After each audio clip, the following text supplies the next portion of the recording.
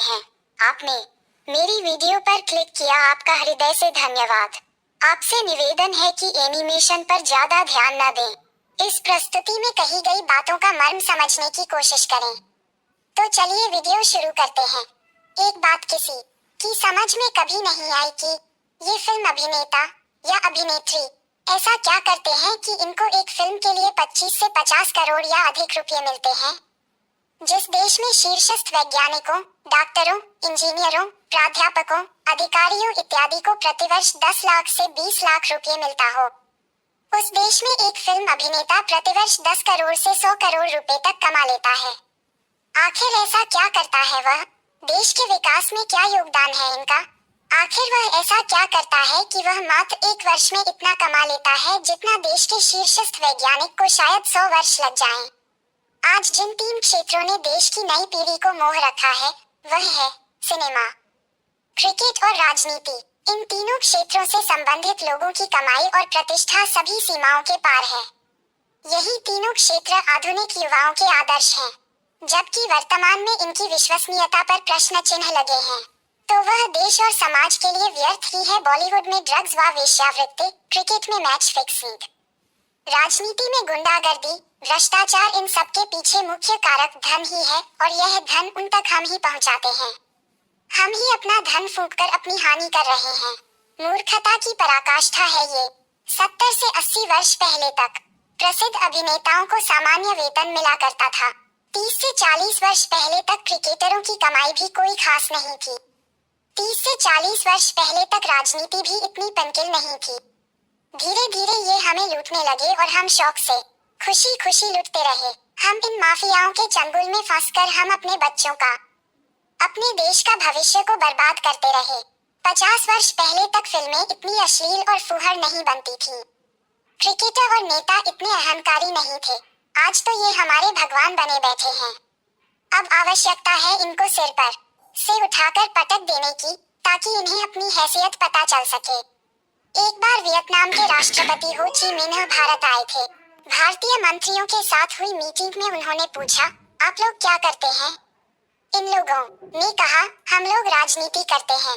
वे समझ नहीं सके इस उत्तर को।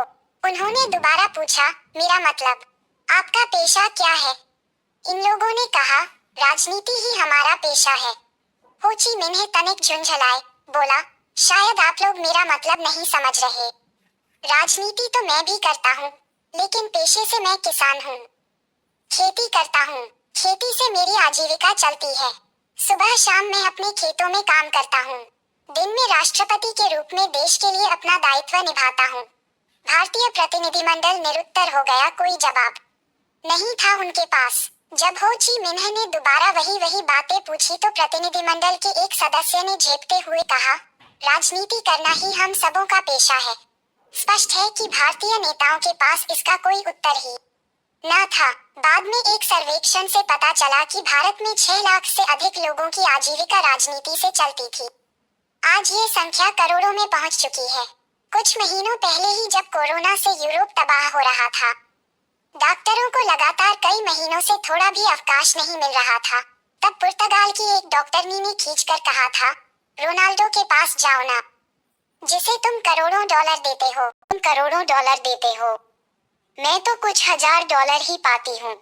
मेरा दृढ़ विचार है कि जिस देश में युवा छात्रों के आदर्श वैज्ञानिक, शोधार्थी, शिक्षा शास्त्री आदि न होकर अभिनेता, राजनेता और खिलाड़ी होंगे, उनकी स्वयं की आर्थिक उन्नति भले ही हो जाए, देश की उन्नति कभी नहीं होगी। सामाजिक, बौद्धिक, सांस्कृतिक, रणनीतिक रूप से देश पिछड़ा ही रहेगा हमेशा। ऐसे देश की एकता और अखंडता हमेशा खतरे में रहेगी। जिस देश में अनावश्यक और अप्रासंगिक क्षेत्र का वर्चस्व बढ़ता रहेगा, वह देश दिन प्रतिदिन कमजोर होता जाएगा। देश में भ्रष्टाचारी व देशद्रोहियों की संख्या बढ़ती रहेगी। ईमानदार लोग हाशिए पर चले जाएंगे व राष्ट्रवादी लोग कठिन जीवन जीने को विवश होंगे। सभी क्षेत्रों में कुछ अच्छे व्यक्ति भी होते हैं। उनका व्यक्तित्व मेरे लिए हमेशा सम्माननीय रहेगा। आवश्यकता है हम प्रतिभाशाली, ईमानदार, कर्तव्यनिष्ठ, समाज सेवी, जुझारू, देशभक्त, राष्ट्रवादी, वीर लोगों को अपना आदर्श बनाएं।